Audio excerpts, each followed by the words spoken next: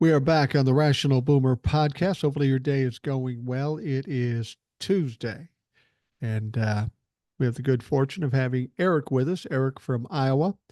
Thought it would be an opportune time for him to come in. We've got the debate happening tonight, and I'm sure Eric had some insights to that. We've got shutdowns and all kinds of crazy shit to talk about. Eric, thanks for joining me again tonight. Well, thanks for having me. I always enjoy being on the podcast. And with this debate coming up, I know it's going to be a major shitstorm going up, leading up to it. And then there's going to be tons of stuff going on after it as we break down what happens. What are you expecting out of this debate? I mean, we know what we saw with Joe Biden, but it'll be a totally different vibe because there'll be a lot of pushback from Kamala Harris. How do you expect Donald Trump is going to come out in this particular situation? I think he's going to try to do what he's always done. He's going to try to overtalk. He's going to try to bully. He's going to ramble and not really say anything. Because even if you listen to his speeches all the way back to 2016, most of what he says never led anywhere, didn't get to a point. He was just saying a lot of words very loudly for a very long time. And I think he's still going to do that. But I think she's going to get him very flustered early. I think so too. You know, and one of the things I heard people talking about, and this figures, some people have said he's going to come out quick and vicious right off the bat. And that makes some sense because I think he's terrified going into this debate, and he thinks if he can bowl her over early on, that he can win that way. He won't be able to win that way. I mean, the over talking and all that stuff has some value in normal debates, but this isn't really a debate. And the fact of the matter is, since he wanted the muted microphones, he's not going to be able to talk over her. She's going to be able to, wait for him to stop and then bury that motherfucker. And then he gets jacked up and worried and upset and mad. And then that's when everything goes to hell for Donald Trump.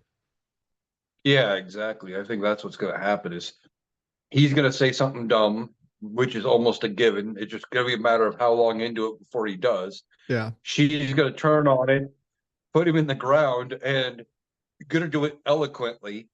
The problem is going to be, how does the media respond to this debate?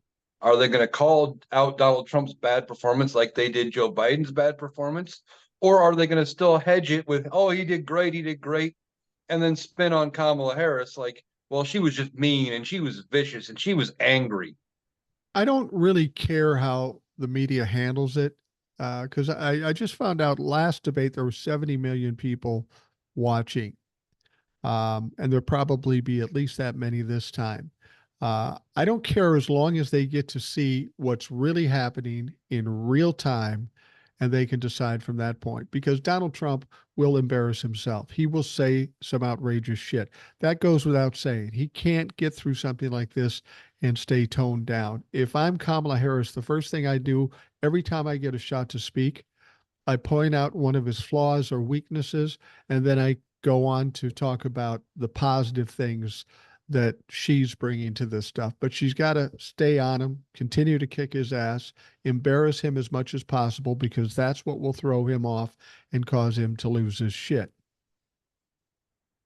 Yeah, I think you're right. She's got to keep needling at him and but doing it in a way that doesn't come off overly mean, but just calling out what it is for what it is. Like when he said about childcare, he rambled on for like 3 or 4 minutes, never said once what his plan was, other than we got good numbers and we got people looking into it. And what I'm talking about is going to be big and it's going to be great. But he never said what he was talking about. And she needs to hammer that home. Well, you never said, what is it? What are you going to do? I'm going to do this and go on. Well, yeah, and I was telling Will yesterday when he was on the program, I said, if I'm Kamala Harris and I'm in this debate or whatever you want to call it, it's not really a debate the way it's set up. But say we're talking about childcare and he goes off on the tangent he went off on recently. First thing I would do is I would take a page from Donald Trump's book and I would say, is it just me or does anybody understand what the hell he just said? Anyway, this is what you're going to do if you're serious about doing this stuff, and then lay out the tax credits for kids and stuff like that. She's got to keep sticking it to him because that's his Achilles heel. That is his weakness. And once you push that button, he won't be able to control himself. He'll say the crazy shit. Oh yeah.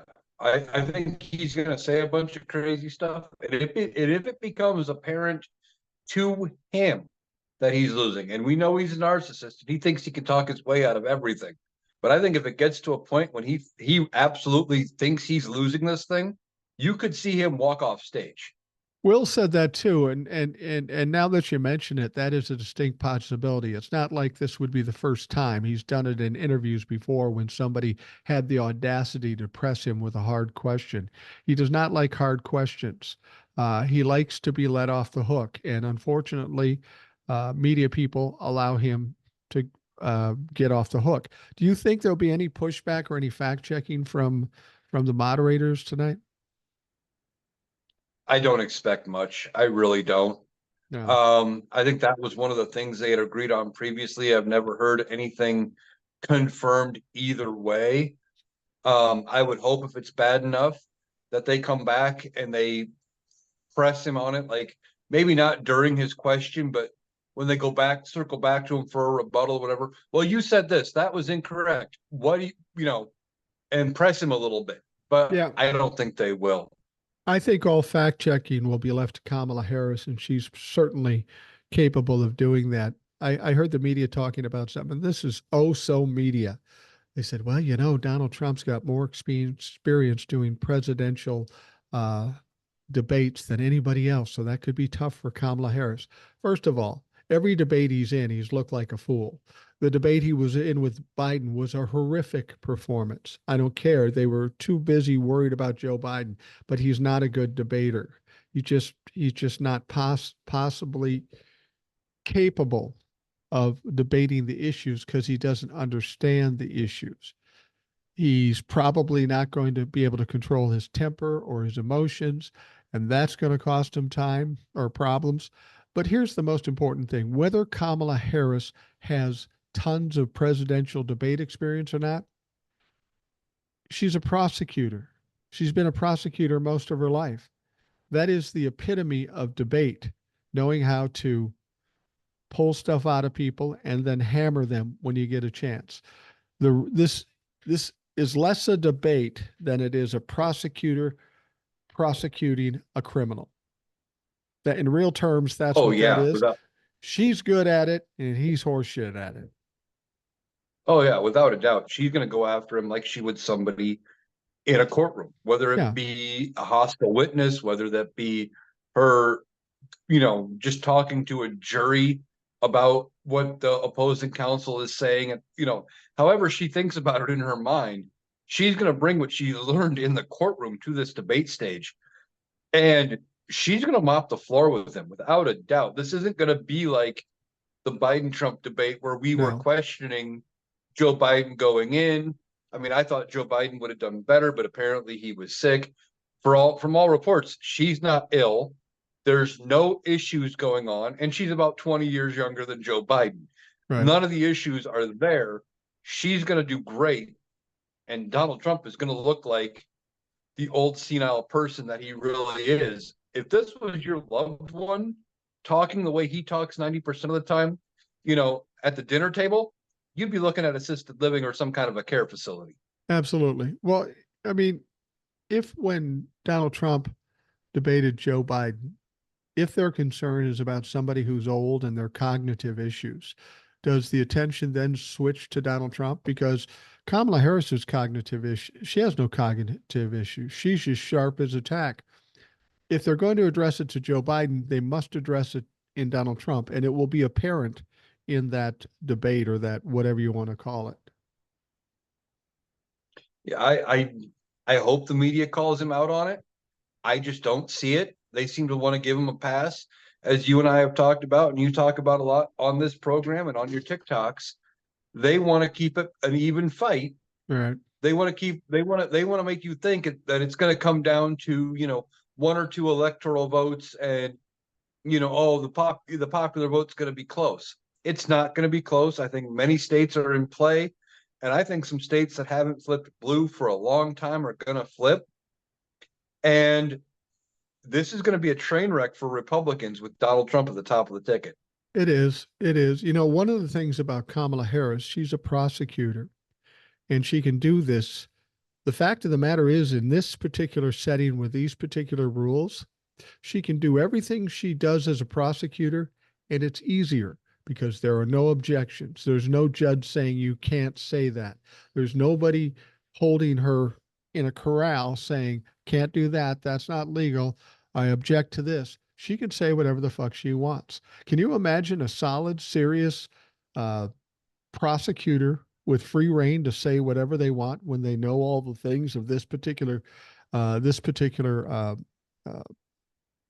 convict? She doesn't even have to tell the truth. And when I say doesn't have to tell the truth, she doesn't have to have absolute proof before she says something. This isn't a courtroom. If Donald Trump can get away with exaggerating or even lying, she can play those prosecution games to make him look worse than he does, which would be hard to do. But she knows how to play this game. She's going to fuck with this guy's head.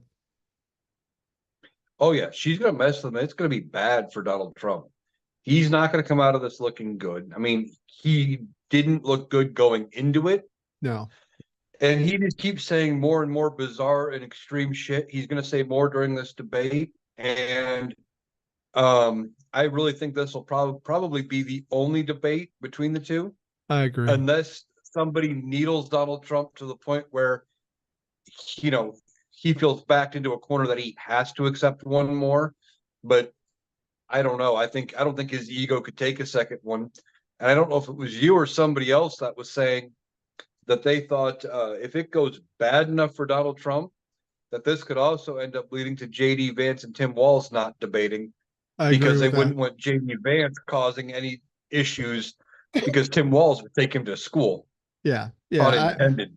If this goes badly, there will be no more debates. Um, as for Donald Trump, whether he get needled into it, the thing about Donald Trump and his narcissistic behavior, the absolute worst thing you can do to him, over and above put him in jail, convicting him of a crime, is to embarrass him, make him look foolish, make him look weak. And if that's what happens during this debate, he will never want to do it again. He's already set it up so that when he loses, he's going to say, well, ABC is unfair. And then he's already setting up the excuses. And then after that, he'll say something like, well, I'm just never going to do it again. I can't get a fair shake from the lamestream media. You know, he's going to come up with a reason why he can't. And he'll probably forbid JD Vance from doing it because he knows JD Vance is going to get schooled, like you said. Yeah. And I think he's going to do anything he can to get out of any future debates. But Like I then said, what does he unless he do? gets really pushed. But then what does he do? He's got no money. He's not campaigning. He can't do another debate. Is he just going to sit there in his dirty diaper until November 5th? Basically. Do press conferences at Mar-a-Lago and Bedminster and do whatever free stuff he can get. See how many places can, rope him into talking at their event Yeah. so he can get there for free. He's limited to where he can fly because he owes airports money, which is why with the whole thing in Montana a few weeks ago, he was 2 hours late because he couldn't land at the one airport. He had to land 3 hours away and drive over because he owed Right. them fuel money. Right. I mean, I don't know what else he can do, but he's gonna lose this debate. It's not a matter of if, it's just a matter of how bad. Well, you talked about the media saying, well, he did really well. He won. I think this debate is going to be a lot like the election. And what I mean by that is that it isn't going to be a situation where it's close any more than I think the election will. And it's going to be tougher to hedge or try to lean one way. It's going to be so obvious that they can't do anything. And then it's just going to start this avalanche that's already started on Donald Trump. It's just going to accelerate because that's how it works with narcissists. They start descending, they build up speed until they fucking crash. And Donald Trump is circling the earth looking for a place to crash because he's going to crash. Yeah. It's just a matter of if the media can find a way to hedge this debate in any way to make him look even remotely salvageable as a candidate, because they don't want to give up this narrative of it's going to be a close contest all the way to the election. They want to keep it close. And in a way, we kind of need them to keep talking about it as it's close, because we don't need to have happen what happened in 2016. We don't need people to get too comfortable where they think, oh, it's a cakewalk. Kamala Harris is going to win. We don't have to show up to vote, or, my one vote's not going to matter, or whatever. And they don't go vote, or they vote third party or what have you. But the media, if they can hedge this in any way, they're going to, because they want that narrative. They want that prize fight going all the way up to the election. So every day you're tuning in, you're reading their stories on their websites, you're watching their programs, listening to their commentators. And if they come out and say, yeah, Kamala Harris is going to win the election by 15 million votes, and she's going to have a Barack Obama level win in the electoral college, if they call it now, no one's going to tune into the media between here and the election. No. Do you think they might do that anyway as you get closer to the election to try to hop on that bandwagon a little bit in hopes that it'll have the same effect that it had in 2016 by, Hillary Clinton losing in that race, even though they thought she was going to win? I mean, we're in a far different world now than we were then. But I'm just wondering how the media is going to try to manipulate this. Because as it gets worse and worse for Donald Trump, especially after the debate tonight, if he gets absolutely destroyed, they're going to have to come up with something, because what they're doing isn't going to be believed anymore. I think they're going to try to keep framing the main narrative as it being close, but they'll probably phrase it as some kind of a potential or a hypothetical outcome. Well, if everything goes the way, if the trends keep going the way they're looking, well, she could do this, or it could look like that. They might start phrasing it as possibilities, but they're going to keep coming back saying, well, in all reality, it's neck and neck. This might, probably won't happen, but it might, and hedge it the other direction. I said it before with Will, I think. I'm looking forward to the day after the election when it's not close. And you should do this too. I'm going to come out. I'm going to call out the media directly. How is it that MSNBC, CNN, OAN, Newsmax, Fox News, all you motherfuckers thought it was close, and some dumb white guy sitting in his living room knew better? How did that fucking happen? And they should address that. I mean, the media is just playing head games with the people. They're trying to balance it out. I don't think they want Donald Trump to win, but like you say, I think they want a battle of the Titans. It's not going to be. Did you see this new poll that came out? I found this very curious. This new poll came out from New York Times, Siena College, and it showed nationally Donald Trump leading Kamala Harris by 1 point. Now, I find this interesting. What's going to happen with that is you're going to have the Republicans coming out and saying, see, Donald Trump is surging. You're going to have the media saying, see, it's going to be so close. It's a toss-up. It's going to be so close. But don't you find it interesting that we have Donald Trump, everything that could go wrong for him is going wrong? Kamala Harris, everything that could go right is going right for her. We're 2 months out from the election, and somehow, some way, the guy with the worst luck in the world is ahead by 1 point. That seems questionable to me. Well, with that, I mean, what I know with it being ahead by 1 point for almost every poll, that's within the margin of error. That's a coin flip. I mean, that means if they would have talked to 10 different people one way or the other, you would have had Kamala Harris up by 1 point. I mean, it means it's not worth anything. But you're right. Media is going to say, oh, it's going to be so close. Republicans are going to say Donald Trump's ahead, and they're going to cheer it. And people like us are going to say, don't trust polls. But it is interesting that these come out now, right before he needs some kind of a big uptick, and right before he's going to, get destroyed in this debate. Now he's going to get destroyed in the debate, and they're going to come out with a poll in 3 or 4 days. And it'll say, oh, Kamala Harris up by 3 points nationally. And they'll say, well, see, she gained 4 points over the course of this Right. just with that debate performance. Man, that bumped her. Man, that was so great. They're doing it for stories. That's all they're Right. doing it for. Right. The whole idea of having Joe step aside, they wanted that story. They didn't give a fuck if Joe Biden stepped aside. It was an historical thing, and they wanted to be able to report on it and suck people into watching the news. And of course, it worked. Um, Donald Trump, unfortunately, believes his own press clippings, and the people around him keep feeding him lies or bullshit or exaggerations. So he sees that as what's real. That's why what comes out of his mouth sounds so crazy. The people around him are afraid to tell him the truth. But the truth's going to come out ultimately. And when he sees the kickback after this debate, he's going to have to rethink what's going on. I mean, these polls, don't worry about the polls. I've told you that before. 2022, the polls said there's going to be a red wave. There was no red wave. They're wrong all the time. As I've told people before, we don't know who owns the polls. We did recently hear that there were some polls, some outliers that were specifically owned by Trump supporters. We don't know the questions they're asking. We don't know who they're asking, and we don't know how they're curating this data once they've got it. Because if they have an agenda, you can make it sound any way you want. You can ask a question differently. Who are you going to vote for president? That would be a simple question, but they couch it in such a way like, how many of you people think Kamala Harris is really bad as opposed to Donald Trump?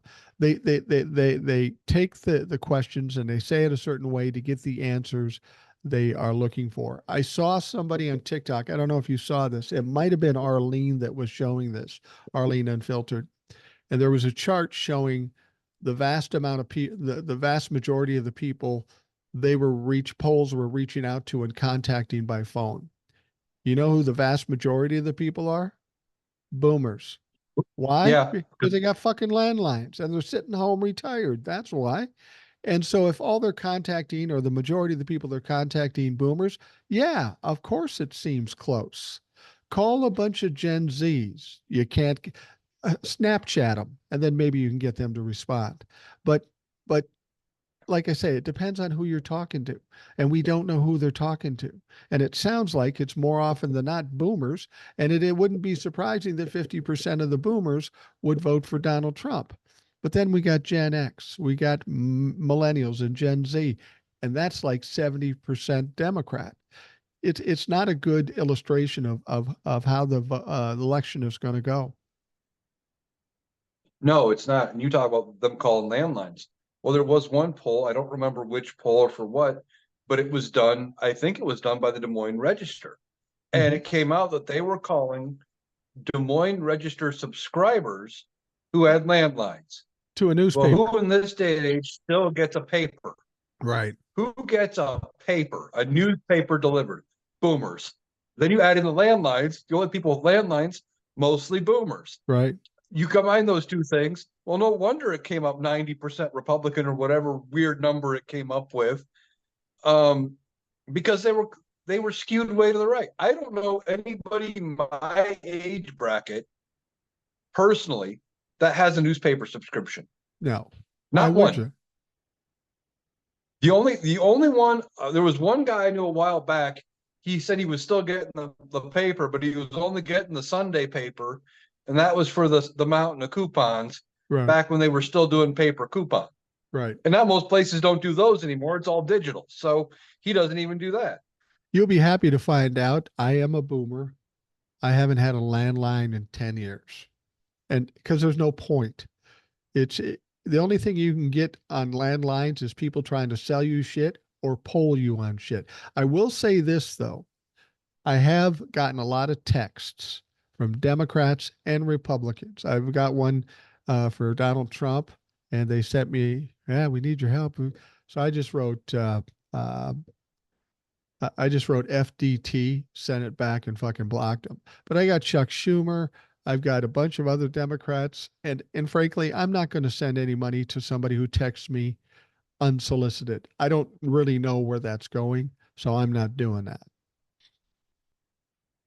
I haven't gotten any texts. The only thing I've gotten weird has been my state rep, or well, my rep in the U.S. House of Representatives has sent me emails Really? going back for months. And I don't know how they got my email address, specifically that email address, but I've been getting them for weeks, every week, weekend review email, blah, blah, blah. And then there's usually a poll of some bullshit. It's like, how'd you get my thing? Well, I'm not responding to that. No. You got my email. I'm not donating any money. Of course, you're a Republican, so I wouldn't donate to you anyway. But you email me out of the blue or you text me out of the blue. I'm not sending you any money. If I'm going to donate, I'm reaching out. I'm donating when I want to. I'm going to find out where I'm donating at that point in time. And, I'm going to do it then at my own initiation. I'm not going to wait for someone to text me. That's how you get scammed. The way I look at it for me, and maybe this is sounding cheap of me, but um, I get up every day. I do 4 to 10 TikToks every day, supporting the Democrats, going after the Republicans. I do a podcast every day for an hour, hour and a half. I think I've donated enough to the Democratic Party at this point. I spent the last 4 years trying to support them and get the message out. And fortunately, we have a lot of people listening here on the podcast and certainly on TikTok. I mean, I'll send money to certain uh, politicians if I feel they need it or I feel like it's going to help. But people like you and me and some of the other people on TikTok, we've donated a lot of shit to these motherfuckers. And we're glad to do it because we need to save the country. But Kamala Harris has $600,000 to spend in the next 2 months. I think she's good. Yeah, as far as her having money, she's donating money down ballot. Right. And like you talked about it, I talked about it at TikTok. Donald Trump was going the other way with it, and he's saying, if you use my name, if you use MAGA, if you use this, you use that, I want a cut. And the Right. bigger cut you give me, I'll give you I'll notice, and I might give you a position somewhere in the administration. Right. But I want my cut. Where she's looking at it going, I got too much. Here you go. You guys have some. And the point I made is that's what she's going to be like as a president. She's looking out already at her party going, I can help here. She's going to be looking at the country going, where can we help? How can we help those that need it? And that it's just a microcosm of exactly what their two presidencies would be like. Absolutely. And let's be honest, not only is Donald Trump not sending money to the down ballot people, he's siphoning off money from the RNC, which would go to the down ballots, and now it can't because Donald Trump's pocketing that shit as well. Exactly. He's taking money from the down ballot races and the RNC, where Kamala Harris is doing everything she can. I think she's going to flip the House, like you said, 30 seats plus. I think that's probably doable.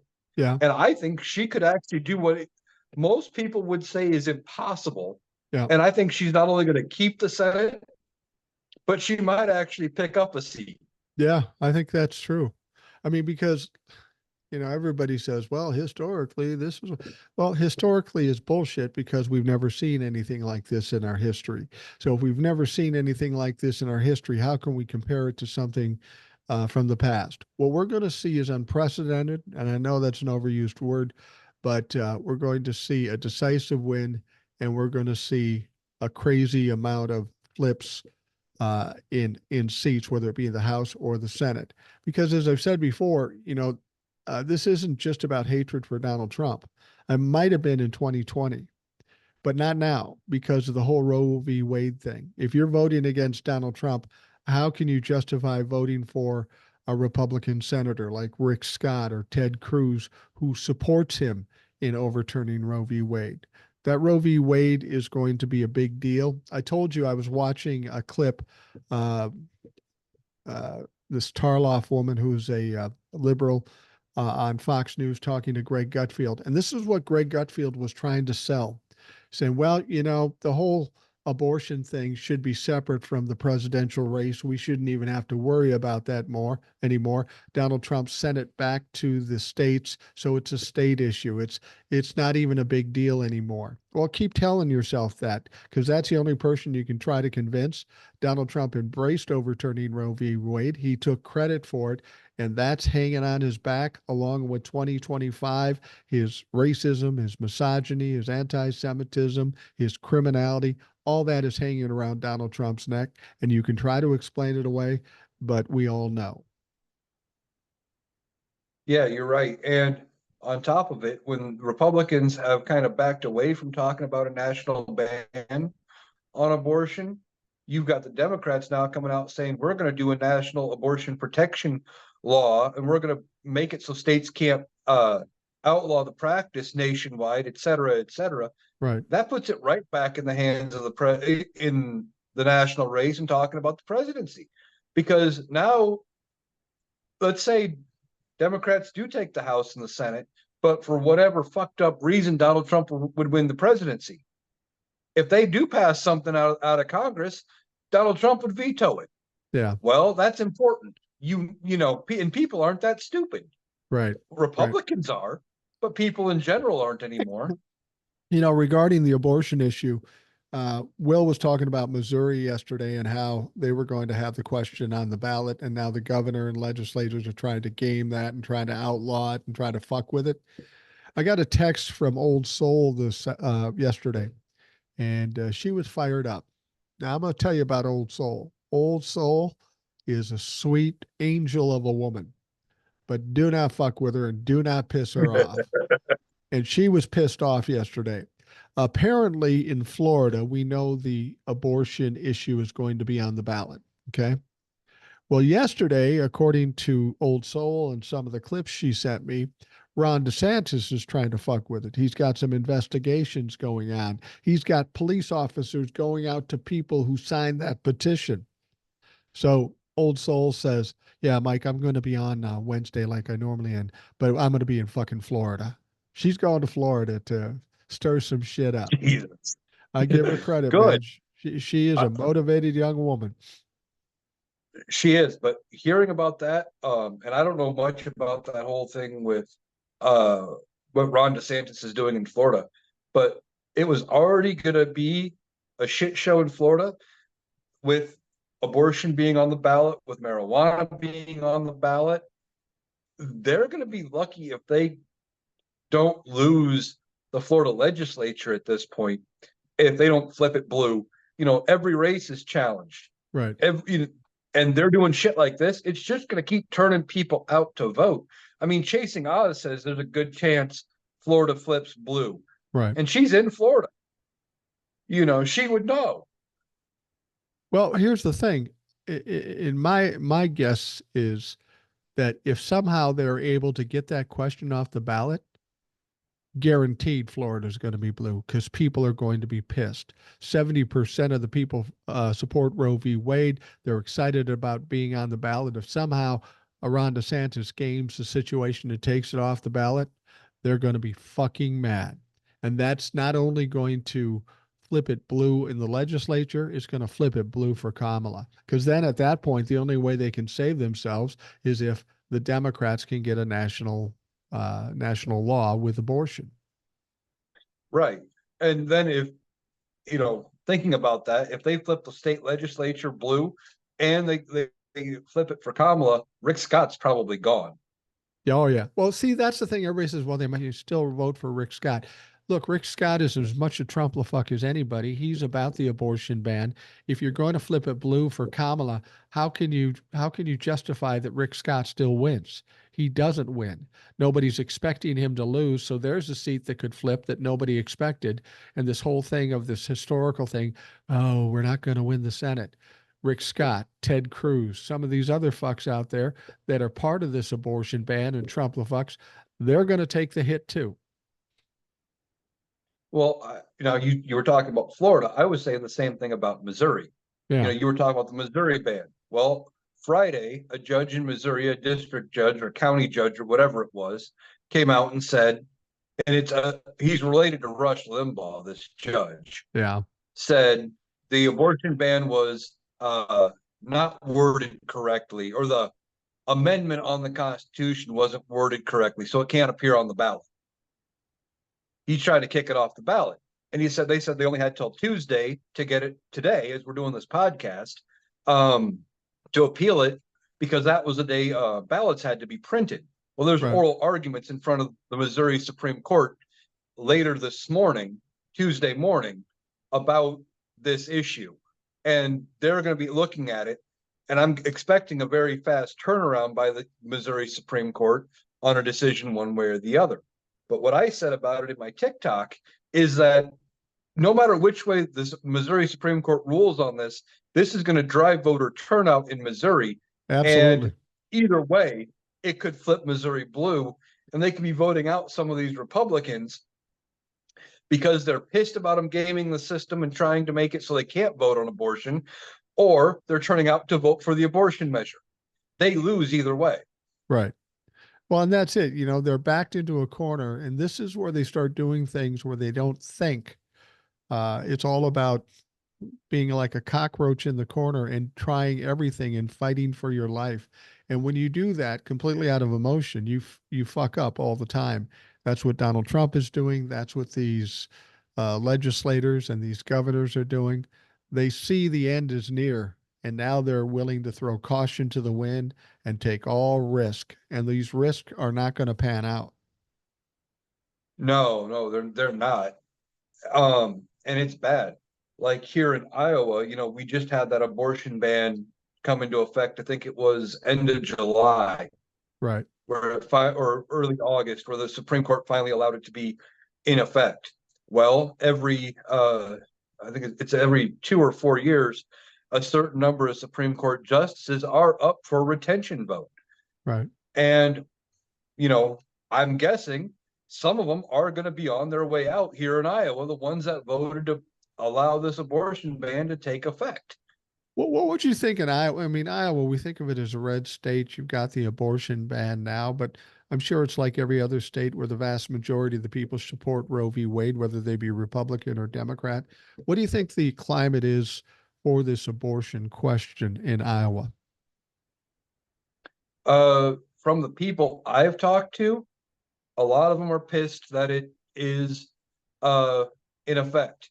And even one woman I work with has never voted, but she comes out and she always says, well, they should have left Roe v. Wade alone. They shouldn't have done anything with it. And she's talking about going and voting this year, never voted before, couldn't be bothered. And even prior to Kamala Harris having to become the nominee, still wasn't entirely sure she was going to go vote, is now talking about actually going to go vote, and wants me to let her know when early voting actually starts. Well, and that's the thing. If you want to look at historical issues, we've never been in a situation before like we are now, and we know for a fact that you have Republicans that wouldn't vote Democrat for anything in their lives now see the choice as the difference between fascism and democracy. And even though they have to hold their nose to vote Democrat, they think that's a better choice than what the Republicans are offering. That's a pretty heavy deal to have going on here when your own people can't stomach your candidates. Oh, very much so. I mean, Kamala Harris got an endorsement from the devil himself, Yeah. Dick Cheney. Yeah. And that is, like I said in that email I sent you, how bad of a candidate do you have to be for the Republican Party to lose Dick Cheney? That's pretty bad. And the thing about it is that I heard J.D. Vance being asked about that, and he said, I don't think that's a big deal. They don't like Donald Trump anyway. No, it's a big deal. Former Vice President of the United States or Co-President of the United States, Dick Cheney. Okay, Liz doesn't like you. That's fine. But Dick is a different kind of deal. He's a hardcore conservative, hardcore Republican. He wouldn't vote Democrat to save his soul unless the alternative was worse. And clearly, Dick Cheney is saying the alternative is far worse. He said Donald Trump is a danger to democracy in this country. And that's Dick Cheney. That motherfucker was a danger to this country. Yeah, somebody said Dick Cheney can't leave this country because if he leaves the United States, the international court has warrants out for him for war crimes because of Iraq. Oh yeah. Yeah, that's like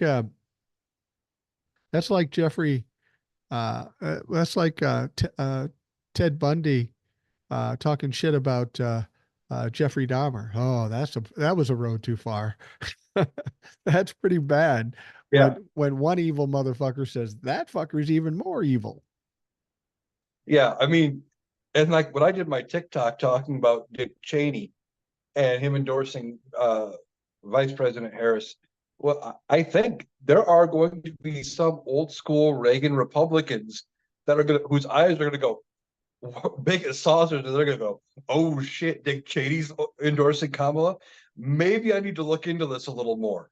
It may not shift a lot of voters, but it's going to shift a few here and there.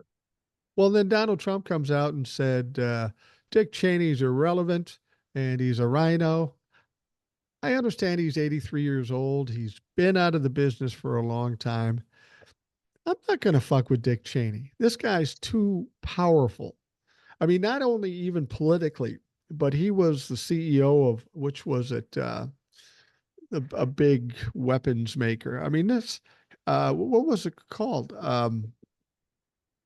God, I can't remember what it is. It's not BlackRock. It was, um, God, whatever it was. But this motherfucker's got some power even at this late stage. Uh, I would just tell Donnie this: if Dick calls you up to go hunting, don't go, or do go. Right. Right. Because I mean, he took the guy hunting, shot him in the face, never faced criminal charges. No, What does that tell you? never faced criminal charges, and basically said, "Whoopsie." And when the guy was asked about it later, "Oh, I love Dick Cheney. Fucker just shot Yeah. you in the face, but I still love him." Yeah. Exactly. Like If you shot Donald me Trump in doesn't realize. if you shot me in the face, I like you, Eric, but I would not like you anymore. Yeah, if that's fair, I think I would say that about almost anybody, unless it was 100% a true accident. But even then, it sounded like the one with Dick Cheney didn't necessarily be an accident. I don't know, but Donald Trump doesn't know who he's pissed off, but he's always been able to do this. Just say what he wants about anybody, and it never came back to haunt him. And now he's finally starting to have it come back to haunt him. Um, Now George W. Bush has come out and said he's not endorsing anybody, but I think he's going to. I Pussy. think that means he's voting for Kamala. Yeah. I don't understand why George W. Bush even has to think about it. What does he have to lose? He's not endorsing Donald Trump, which would be ridiculous. I mean, up until Donald Trump, I thought George W. Bush was the dumbest president in the history and left this country in an economic shambles. And then Obama came in and helped fix all this stuff. I don't really give a fuck what George W. Bush thinks. Doesn't I don't even really care what Dick Cheney thinks. It's just the message it sends to current Republicans as to how dire this situation is. Right. That's kind of like what Hawk said about it on TikTok. He said, "Don't be."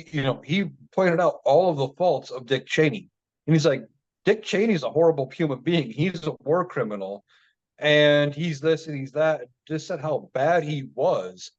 He goes, "Don't celebrate the fact that he endorsed Kamala like it's some No, great endorsement and it's a good thing. But when someone that evil is endorsing you, what does it say about the other guy?" right. I mean, him endorsing Kamala Harris isn't a good thing. Him shunning Donald Trump is a big deal. Right. That's the story. Yeah, it is, and I think we'll probably see more people come out. I don't know what the deal is with George W. Bush. Never had a lot of respect for him.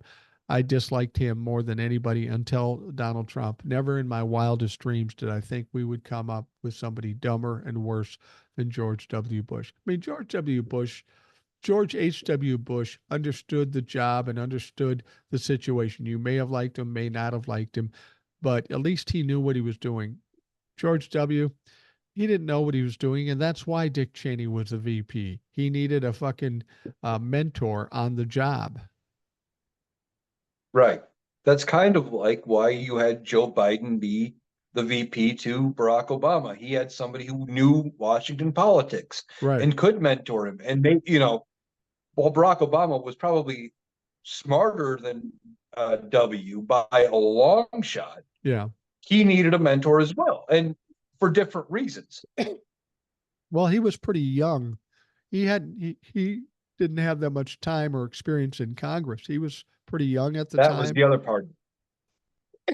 They needed Yeah, that was somebody. yeah, that was the other half of it. He could go up to Capitol Hill. He had all the contacts in Congress. He had friends. He knew it. He was good friends with Mitch McConnell, and they could get bipartisan deals done and get legislation through Congress back when you could still be bipartisan. Donald Trump comes along and he's polarized it so bad, you can't get anything bipartisan done through Congress anymore, not the old way. No, I mean when you look at Joe Biden being the VP to Obama, the reason is pretty clear now why he was Obama's VP. And all we have to do is look at the last 4 years with the slim margin in the House and getting more things done than any president in history. He knows how to play the game. He may not be as sharp talking as you like or as fast moving as you like, but he knows how to play the game. He knows how to get it done. And actually, we're going to take a break here, and that'll take us to a natural transition about this potential shutdown. I know a lot of people are concerned about it. Yep. Joe Biden's he played Kevin McCarthy and Mike Johnson 3 times to this point, and I don't see it being any different. But let's talk about it on the other side. We will take a quick break, and we will be right back.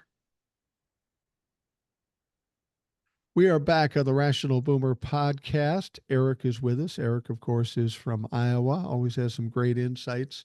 Before we get back on this thing, I just want to let folks know that we have the debate tonight. And after the debate, I'm going to do a live on TikTok just because people will have a lot of reactions and will have questions and stuff. So I'll do the live on TikTok somewhere between 9:45 and 10 o'clock Central Time, because the debate starts at 8 o'clock Central, will end at 9:30 Central. I want to see some of the reactions, and then I'll come on and do the TikTok live, which I will also make the Rational Boomer podcast. So that's kind of the plan right now, and we'll see how it goes. But let's get to the point at hand, Eric. Everybody's all got their undies in a bunch about this upcoming imminent shutdown, closing of the government, and this sounds like a familiar story. We've heard this a few times over the last year and a half. We have, and this one is being once again brought on by Donald Trump, and he's telling the Republicans, shut the government down if you don't get this SAVE Act passed, where you have to provide proof of citizenship in order to register to vote. Well, like here in Iowa, I've talked about it in numerous TikToks.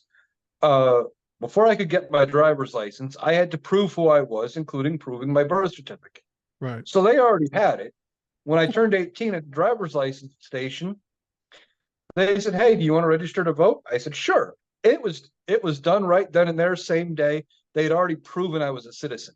It's done. Right. Non-citizens are not registering to vote in any amount of numbers that would affect any national election. It's just not happening. But what it could do, especially this close to the election, is, like me, I don't know entirely where my birth certificate is. I don't remember the last time I needed it. I think my folks still have it. Yeah, probably. I would have to hunt it down. If I can't find it, I'd have to go, either to the courthouse, the Department of Vital Records or whatever, and get it from the government. Well, you know how long that could take. Yeah. That could take weeks. Yeah. And you're weeks away from the election. Not everybody's going to be able to hunt up all the forms they need to prove it, and they're just trying to drive down turnout. That's all it is.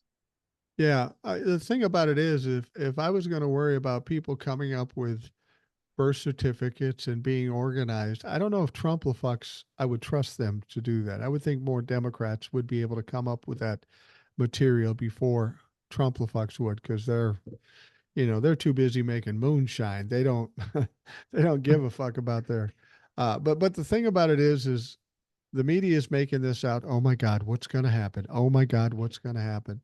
Last 3 times it's happened, I've said the same thing. It will be figured out. The country will not be shut down the last minute of the last day. And each of those times, Joe Biden has played Kevin McCarthy and Mike Johnson. They got pressure from MAGA, but Joe Biden got it done. Joe Biden's still president, so he'll be talking to Mike Johnson once again.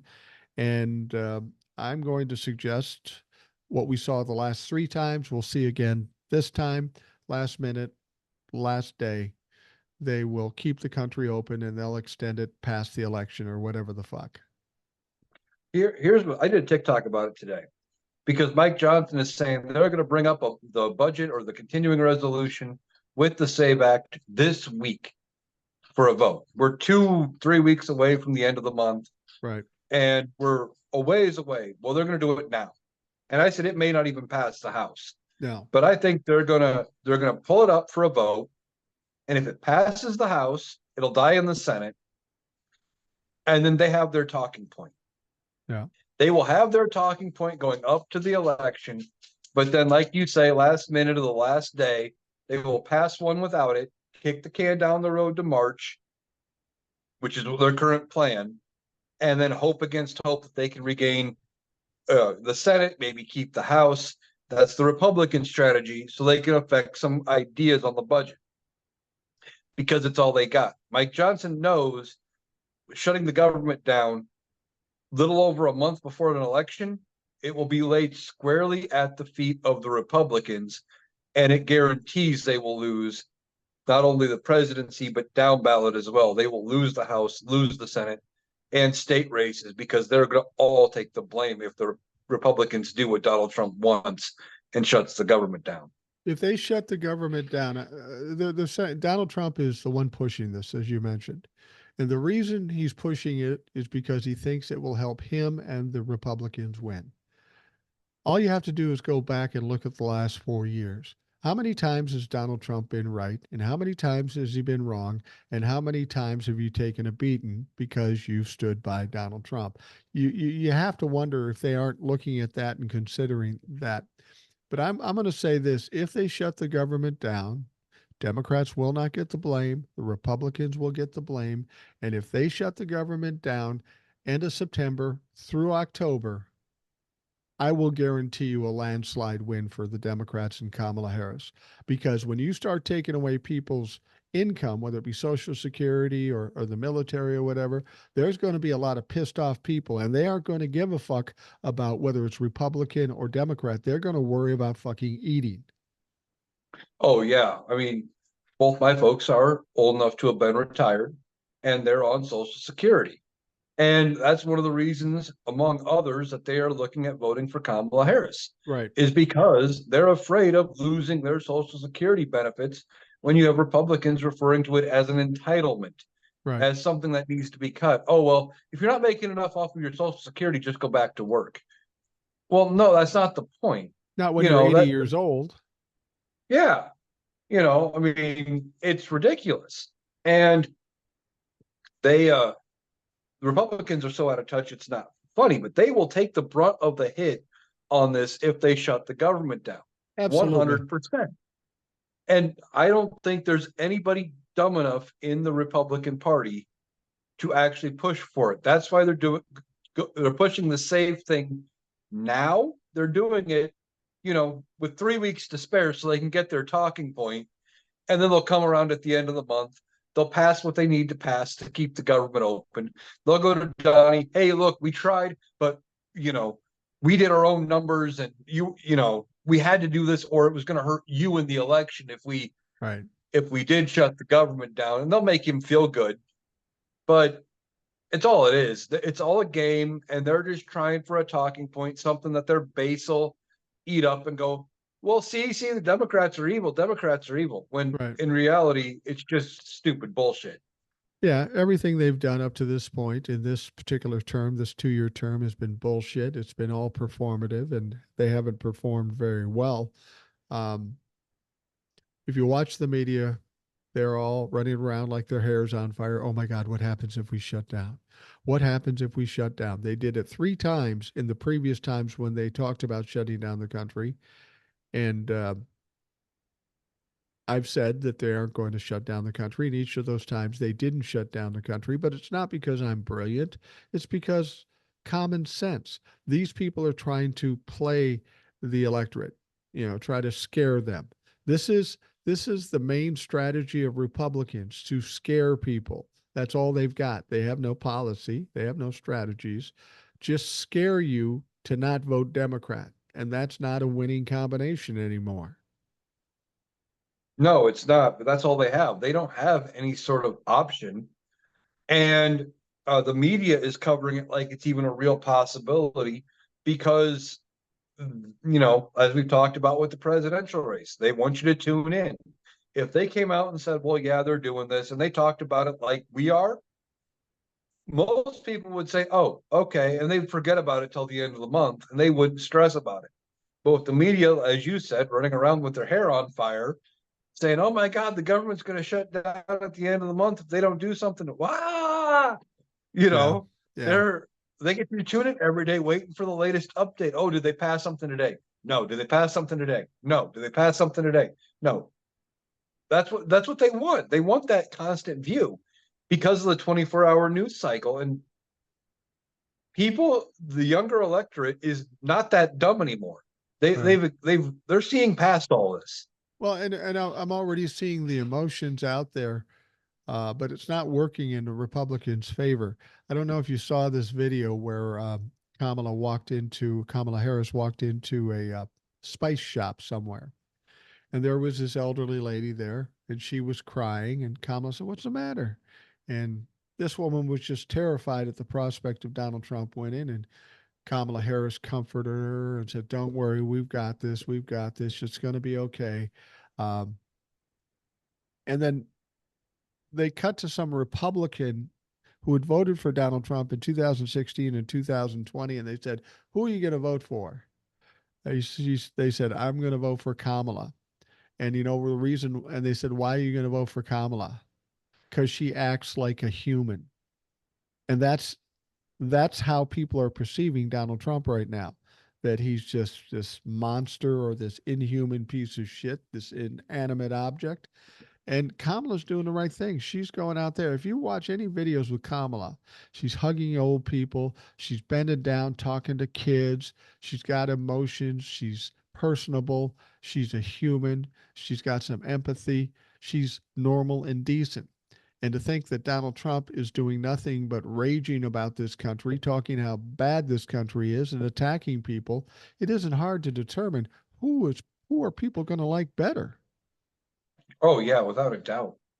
And I saw a TikTok from a guy who I can't think of now who it was. I just scrolling through, but they were out door knocking today in Pennsylvania, I saw that. Yeah. and they Go said ahead. they knocked on like 80 to 100 doors, I think it was, and they got like 80% answer rate, and almost all were people voting who said, yeah, they were registered independent or whatever, but they're voting for Kamala. Yeah, it's weird. It's weird because old soul. My wife made a comment about T-shirts she saw, and it says, "I'm voting for Gus Walls' dad." You know, Mm-hmm. kind of a cute, kind of compassionate thing. Well, old soul heard that, and as I've told you before, she jumps all over everything. She found the T-shirt, found one in my size, found one in my wife's size, and sent them to me. I'm going to wear it tomorrow on the live just to piss people off. Nice. But my wife wore it yesterday, and I go, be careful out there. People might not like that. And people did come up with her, but every one of them was positive. I love your shirt. Where do you get that shirt? I'm with you. So I think it is a far bigger split between Donald Trump and Kamala Harris than the polls would have us believe. Oh, you're right. But speaking of shirts, now I saw a TikTok from somebody, and it was all just text on the screen. Right, But they said it was from a lady who said she wore a Kamala Harris shirt out in public in a red area, right. and older guy walks up to her and goes, "Man, you're pretty brave wearing that shirt out in public in these parts." And she just looks at him and goes, "I think that says more than you think. If I have to be scared to wear a shirt in public from Yeah, people who disagree with me." exactly. I told my wife, she says, "You going to wear the shirt?" I say, "Yeah, I'll wear the shirt." I said, "I bet you I may get different responses than you got because I'm an old white man." She says, "Well, maybe." And I said, but the good news is they ain't going to like the retorts they get from this loudmouth motherfucker. I'm here for it. I'm here for it. You know, I'll sit and talk to, I've sit and talked to Trumplefucks before, and they will say something absolutely stupid. First thing I will say to them is, listen, you really don't want to argue with me about this. I look at this, I read this, I talk about it every day. I guarantee you I know more about this than you do. Do you really want to argue? Do you still want to argue? And you know what? They always do. And they always Yeah. regret it because they can never answer any questions I have for them because they have no facts. They're just coming, they'll say something. I say, how did you find that out? Well, Donald Trump said it. I go, well, Donald Trump's a pathological liar. No, he's not. I go, okay, let's go down the lies. They fucking hate me when it's done, but they don't know what to say. So I'm looking forward to wearing the shirt, hoping against hope some dumb fuck comes up to me and questions me because they're going to be in fucking trouble. Oh, yeah. I have yet to buy any of the Kamala Harris merch. I want to, but at the same point, I spent how many years making fun of people for wearing the MAGA hats and everything. So every time it's like, I want to and wear the Kamala stuff out in public, but at the same point, it's like we were picking on them for wearing the MAGA hats and all looking identical. It comes back. I don't know. I wanted to make a T-shirt. I talked to my son about. I don't even know where the fucking where the T-shirts are. He's got his own shit too, but he's working on it. But I wanted a T-shirt that just simply said, "Don't make it weird. Vote Kamala and Tim." That works. Yeah, I don't know. I don't know if that phrase is something that translates with younger people, but people I knew, whenever somebody would say something, go, dude, don't make it fucking weird. And so it is a phrase I've used a lot, and maybe it's outdated by now because I expected people to get it more than that. So I'm not going to put my ass on the line for an antiquated joke that nobody's going to get. But people do get it because look at how much it caught on right after Tim Walz called Yeah. them weird. Yeah. It it still resonates with people. People get it, and they're not helping their own image by doing shit that makes them weird. No. And it was funny. I don't know if you saw this speech by Tim Walz. He was referencing Donald Trump. He says, we must have got under their skin a little bit because in his speech, he said 11 times that he's not weird. This is obviously bugging him. And it goes to what I've said before. When you embarrass them or make them appear weaker, that gets under their skin more than anything. You can talk about policy all day, but if you call Donald Trump a pussy ass bitch or that he's weird or that he's weak, that's the thing that'll trigger him. Oh, without a doubt, people like him, they don't like being called weird. They want you to agree with them, and as you say all the time, slap them on the back and tell them they're a genius. Yeah. You start insulting them or whatever, that gets to them. And see, that's, like when I had Trumplefucks on the show, and this is the one thing that gets me about the people who insult me um, in the comments. I want to respond because it just so happens when it comes to a battle of insults, I'm pretty good. But if I do it on TikTok, I'm going to get a fucking community violation, so I can't do it there. But if I'm in front of them and they say something, I know I can outdo them with insults because they're not very sharp. I mean, I've said before, when I talk to a Trumplefuck on the podcast, when I'm done, I feel kind of dirty and feel like I just kicked a puppy because there was really no competition. Yeah, exactly. Did you see the thing with Matt Gaetz today? No, I didn't. Please tell me. I can't wait to hear about Matt fucking Gates. Matt Gaetz has sent a letter to the DOJ, and he wants any proof from Merrick Garland or any communication that he had with any sort of legal counsel or whatever, or any justification for how Jack Smith can still be filing motions on the appeal on the documents case in Florida, and how he can be filing the superseding indictments in DC after Judge Cannon said, well, he was unconstitutionally appointed. So why is he still filing stuff? Why is Hunter Biden then pleading guilty after he was investigated by a special counsel, because it's bullshit. It's absolute bullshit. And even the Judge Chutkin, has basically said what Aileen Cannon did is bullshit. That's going to be reversed when the 11th Circuit comes back and say, okay, it's still on. As far as the January 6th thing, there's a whole new fucking indictment. We're starting over, bitch. Matt Gates, Well, what Matt Gates should also ask is, since you're going to send me all that stuff, why don't you send me copies of all the evidence you have against me for my sex trafficking case? well, I mean, of all the people, the last person who should be taunting the DOJ is Yeah, Matt fucking Gates. I mean, they got an open investigation against him for sex trafficking. He should be worried about that. And with as bad as we're talking, Florida may be, and if Florida flips blue, he may not get reelected. he may not. I don't know how to understand how these red states work. I mean, how does a Marjorie Taylor Greene get reelected? How does a Lauren Boebert or a Matt Gates get reelected?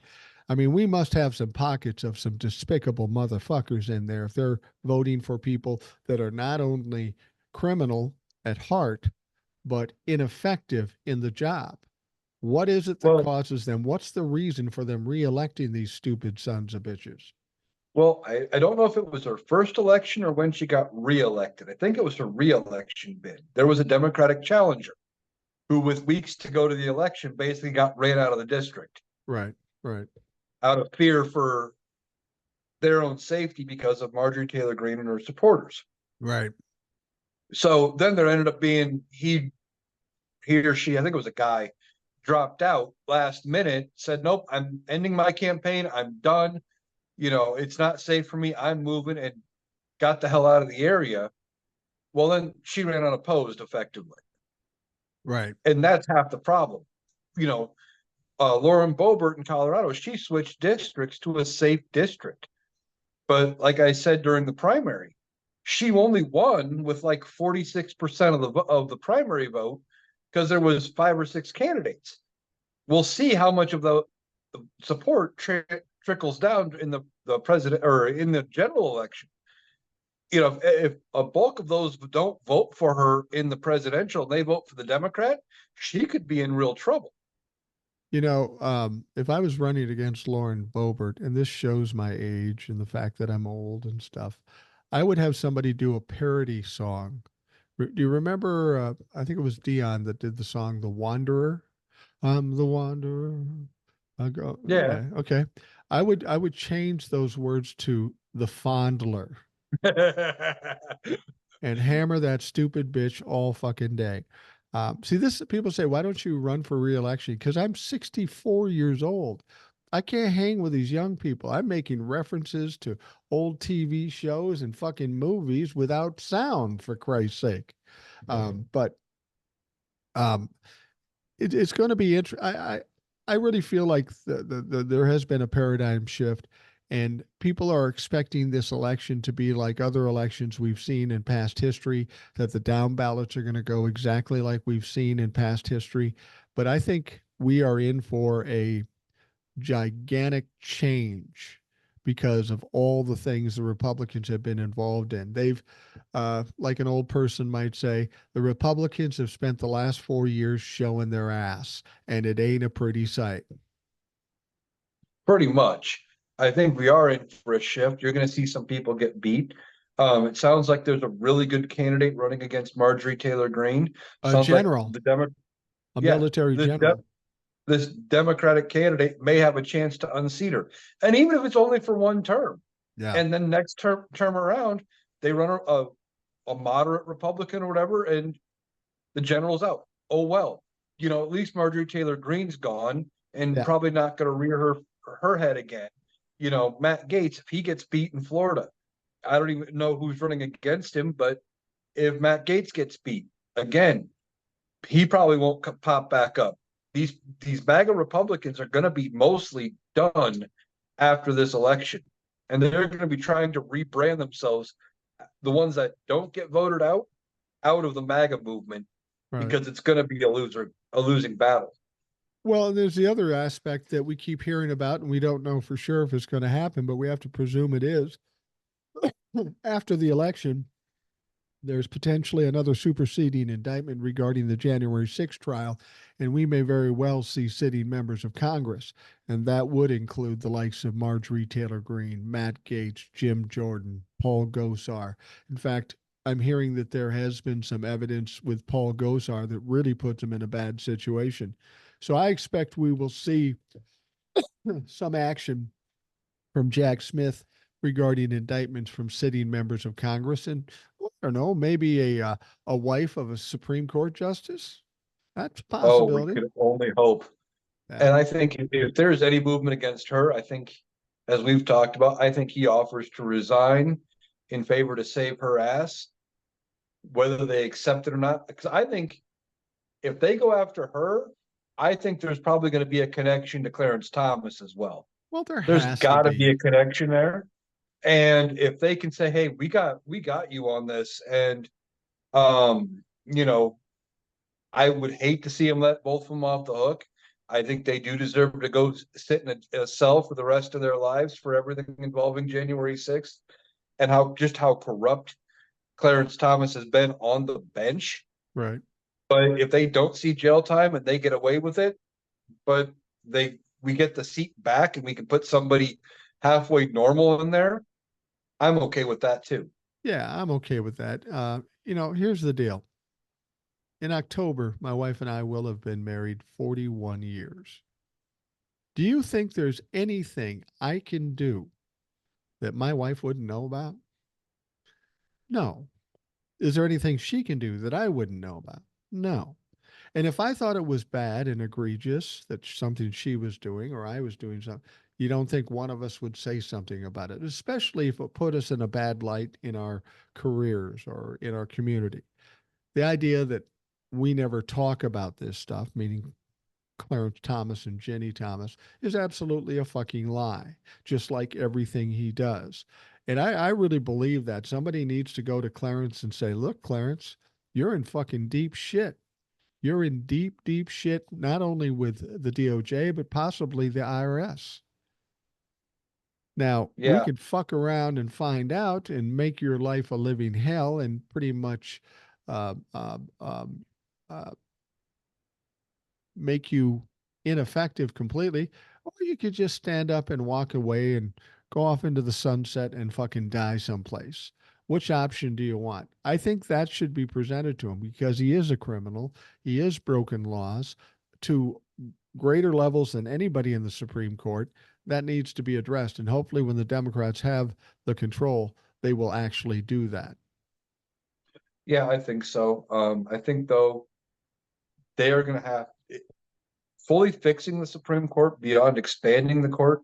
It's going to be a slower process because you're going Yeah. to have like to put in term limits or whatever is going to require a constitutional amendment, and that takes 2/3 of both houses of Congress and 3/4 of the states to agree.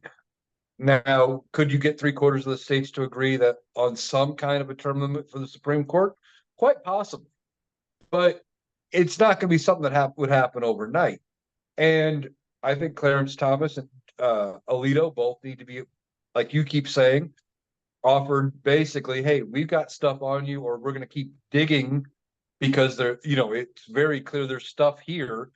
And if you don't want us to dig and air all your dirty laundry, Right. maybe you resign. Yeah. And that's the thing. It's not even so much a conviction, just the fact of pulling out and showing all your dirty laundry. Is that what you want your legacy to be? Is that what you want to do?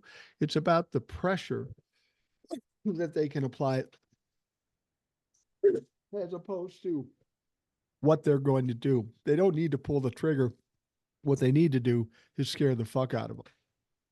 Yeah, you're right. And at their age, I think what I could be wrong. One of them is 73, one is 74, something like that. And both of them are already talking about retirement. And if Donald Trump got in, they would definitely retire.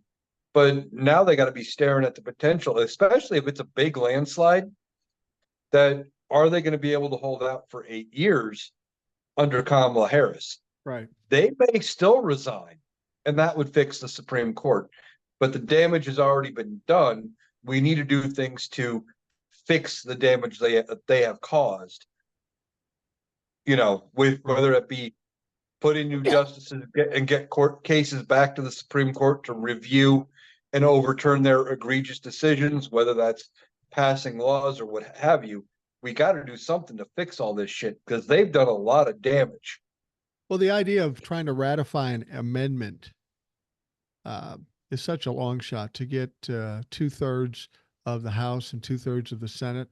That's virtually impossible in the current state of Congress, even if we do well in November.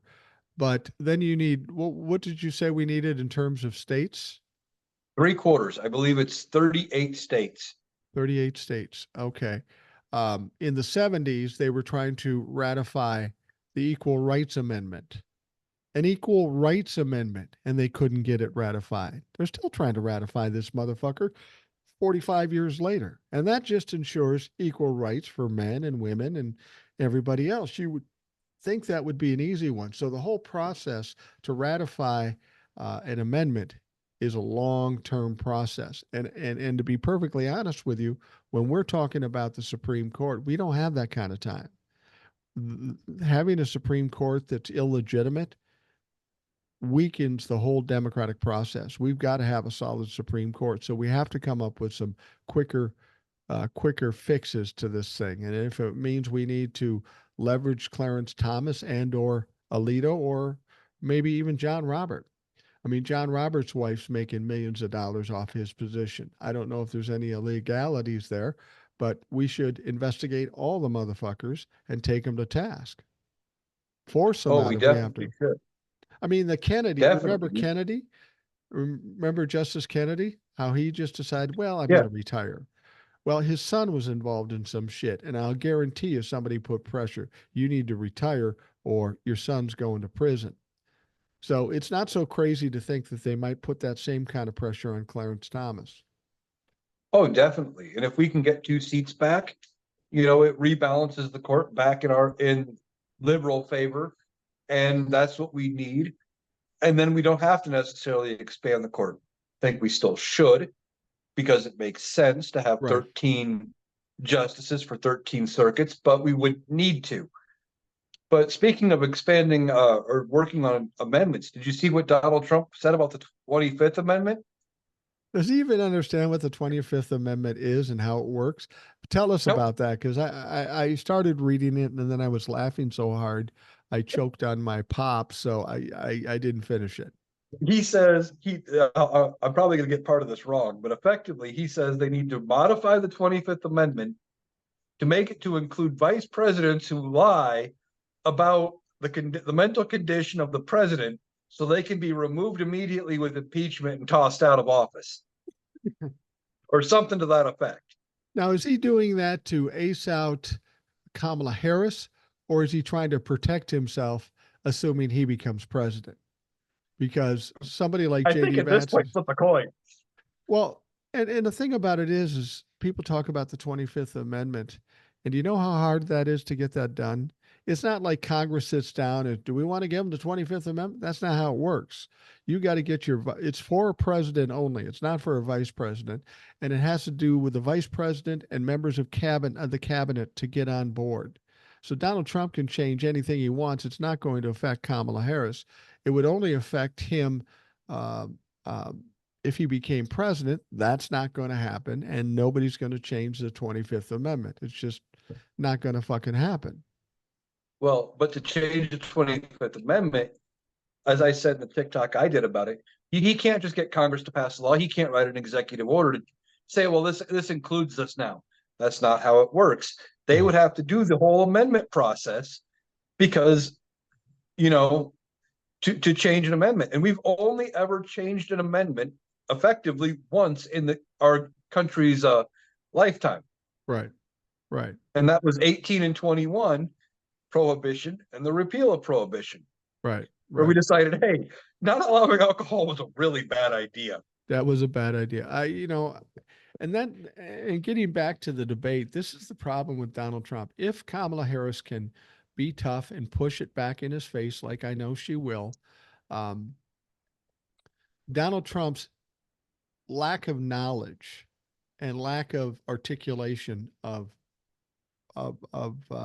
policy or anything like that is going to be exposed greatly.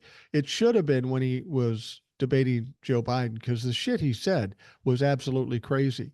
Now, Joe Biden had a bad debate. Donald Trump had a fucking horrible debate because he said nothing, he answered nothing, and everything he said was gibberish. Now, with Kamala being strong and straightforward and pushing back, it's going to be more focused on the ineptitude of Donald Trump. It will. And I think, like, if he brings up this 25th Amendment idea at the debate, Yeah, she I should push hope he back does. at him. She should push back at him and say, okay, well, since Donald Trump thinks we should change the 25th Amendment, Donald, tell us how we do that. What does it take to do that? Yeah, And then watch, well, I got people looking into it and it'll be good and bigger numbers and not actually say a thing about it. It's going to be ridiculous. But that's all he's got. He's got bluster and he's got deflection. Like he said something about cutting the cost of inflation and groceries and stuff. He said he would direct every member of his cabinet to use all the power of their offices to lower it. That's all he said. That was his way of lowering inflation. Doesn't say what, doesn't say how, doesn't say what those people could potentially do. But then see, he's already said, well, I told them to take care of it. Then if it doesn't happen, well, the blame's on them. right, right. I tried. I gave the directive as a good fascist would, and my people just couldn't come through. The thing that amazes me, that shows the absolute ignorance of Donald Trump, he keeps spewing things that are known to be not true, like the rigged election. That's been debunked a long time ago. Even Republicans are saying, yeah, well, I don't know. Um, but he keeps saying it, even though he knows it's wrong and everybody knows it's wrong. Then he talks about the tariff thing. Now, the tariff thing, any idiot can understand. The tariff thing isn't a tax on foreign countries. I mean, it's like any business. You have a certain amount of cost attached to the product you make.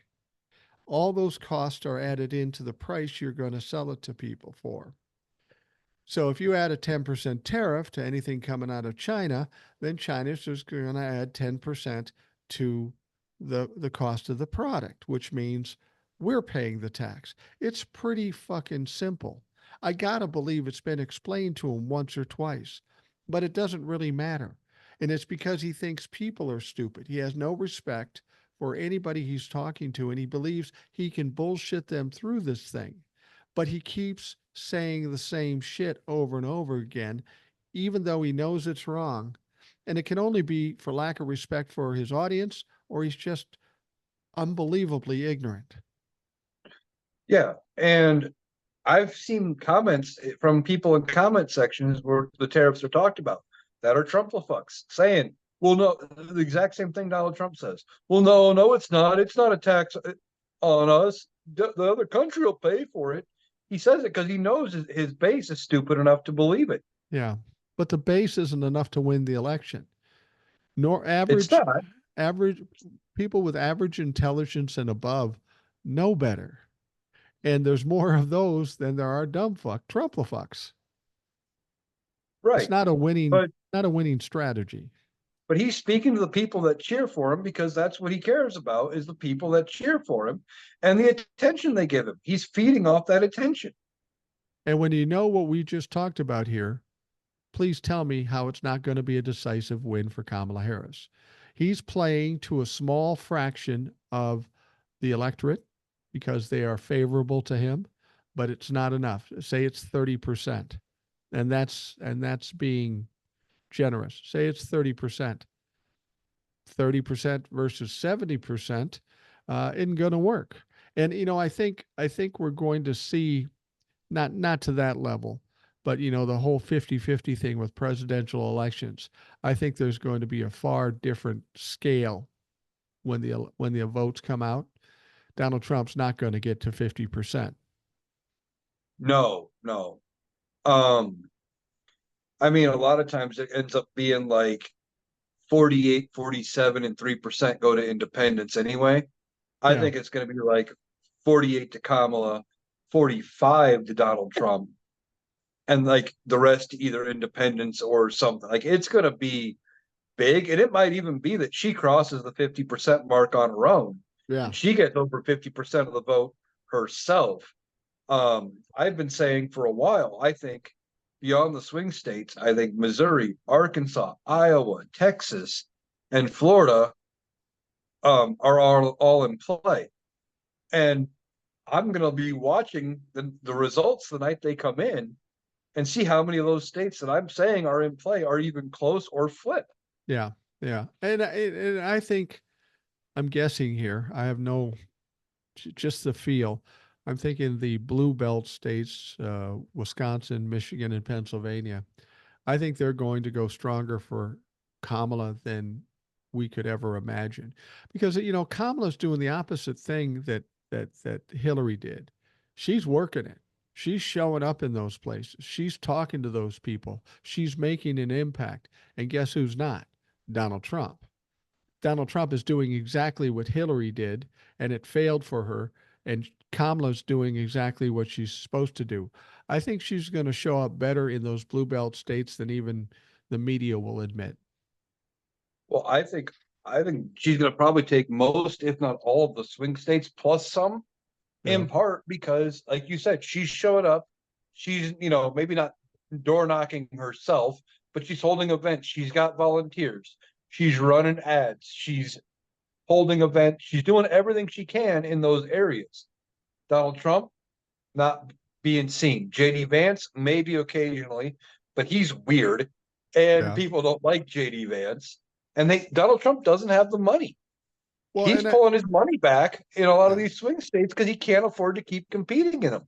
When I think Tim Walz doing what he's doing on his own, most of the time, vice presidential candidates aren't that much help to a presidential candidate.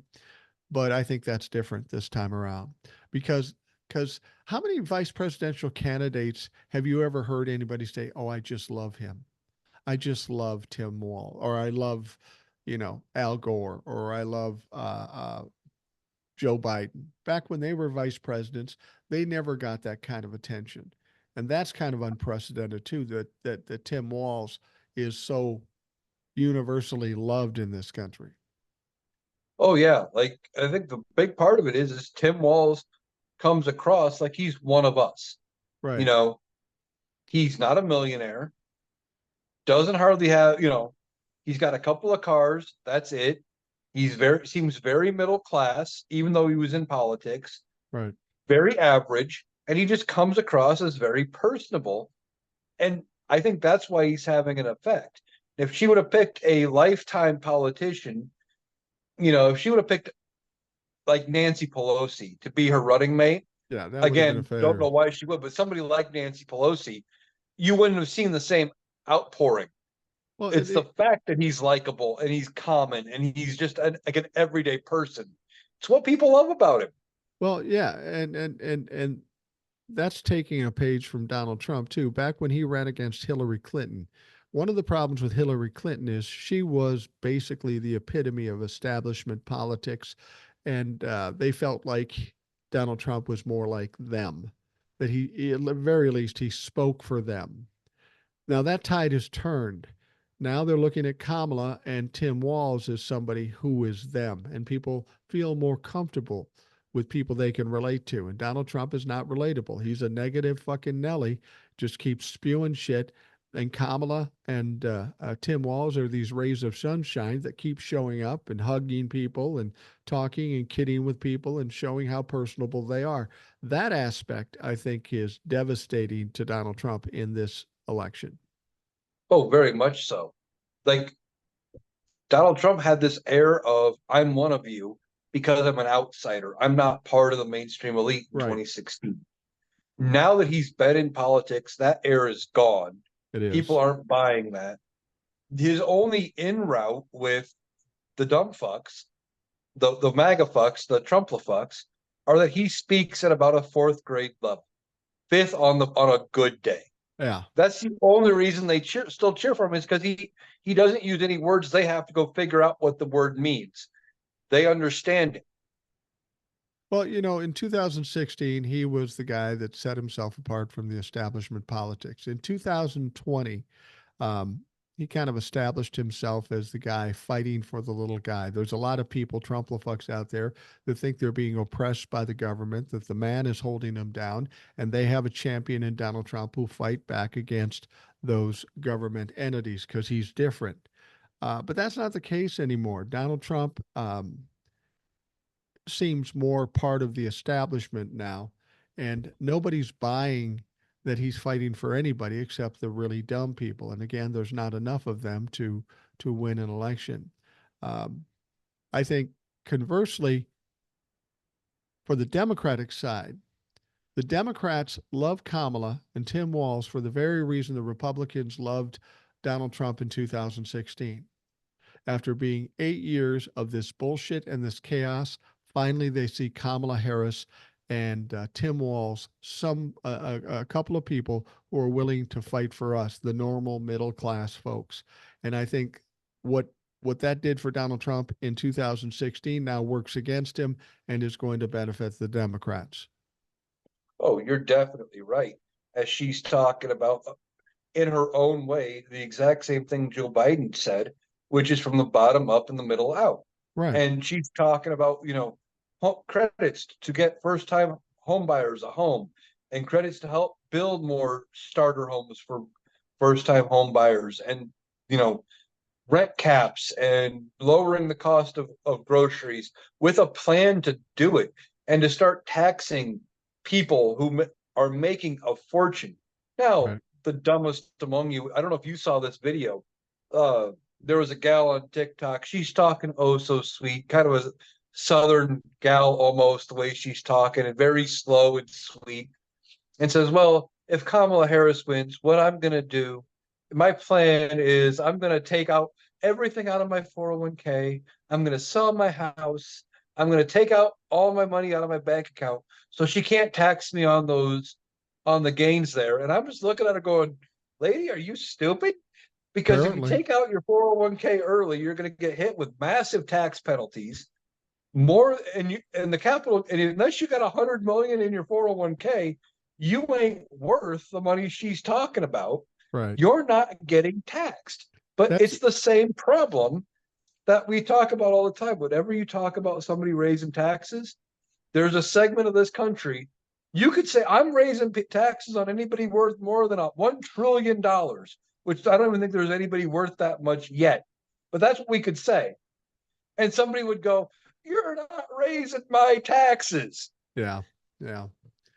I mean, that's everything with the Republicans. They take things, they exaggerate it, they pervert it, and they push it as if it's real, and it's not. We've talked about this before with the unrealized capital gains. The Republicans are trying to sell it as if you own a house that you paid 100 grand for and now it's worth 200 grand, you're going to have to pay taxes on that 100 grand because it's unrealized capital gain. And the fact is that's just not true. The fact is, you're the only people that are going to have to do that are worth $100 million. And I don't know about you, but I fall just short of that. So it's not going to affect me. I'm not going to be taxed for my unrealized capital gains. But they keep pushing this, and dumb motherfuckers believe it. Oh, definitely. And they're going to they're going to keep pushing it because it's all they've got. They're looking for anything to stick Kamala Harris on because Donald Trump has no policies. His Right. only policies are immigrants are bad and drill baby drill. That's it. Yeah. Well, it's going to be interesting to see this debate tonight. As you're listening to this podcast later tonight, the debate will be on. I know Eric's going to be watching it. I'm going to be watching it. At some point after the debate, I'm going to do a live on TikTok just to talk to folks and see what they're thinking and offer my point of view. I'll record that and make that a podcast as well for those folks who don't hear it. You'll be able to get the full effect the next day on the Rational Boomer podcast. So hopefully you'll join me in the live. It should be around 9:45, 10 o'clock Central Time. That's about where we'll be. So hopefully you'll join me for that. And I want to encourage folks to seek out Eric on TikTok and YouTube. It's under Analytical Iowan. Analytical Iowan, spelled ANALYTICALIOWAN. You're probably amazed that I was able to pull it out that fast and do it that way. Well, you're up on the Zoom software, so I could just read that motherfucker and sound smart. Yep. And for anybody watching the video podcast over on YouTube, you should be able to see it down there as well. If you are looking for me, that is my handle, both TikTok and YouTube. And if you got anything you want to ask me or want me to cover in a video or whatever, that is also where you can reach me at Gmail. I have that as well. Shoot me an Absolutely. email, and I will look into something, and either I'll shoot you a reply or do a video about it. So, you know, Yeah, and I should say that too. I don't ever really promote it much because I get a lot of emails. But if you have questions or comments for this show, just send it to rationalboomer@gmail.com, and I try to address all the emails. It's getting tougher because I have a lot of guests on lately, but that's good too. I love to get input from the people. I mean, Eric was just some knucklehead dumb enough to listen to me, and next thing you know, you're a regular guest on the show. It could happen to you. yeah, I just one day I don't remember what you were talking about on the podcast. It was I think it was close to the 2022 election. Yeah, And I'm could like, be. I'm going to jump in and just shoot him an email on a night I had some time. And next thing you know, doing it, it was fun. And I'm like, yeah, I'll do it again. And it just kind of became a thing. One minute he's a millennial living in Iowa. Next minute he's a fucking pundit. So you're welcome. Yeah. Anyway, well, thank you, Eric, for joining us on the show. I'm excited about the debate. I know you'll be watching. I'll be waiting to hear what you have to say about it afterwards. Check him out at Analytical Iowan on YouTube and TikTok. For those of you listening, I want to thank you for taking the time to do that. Hope you have a great day, and we'll talk to you again tomorrow.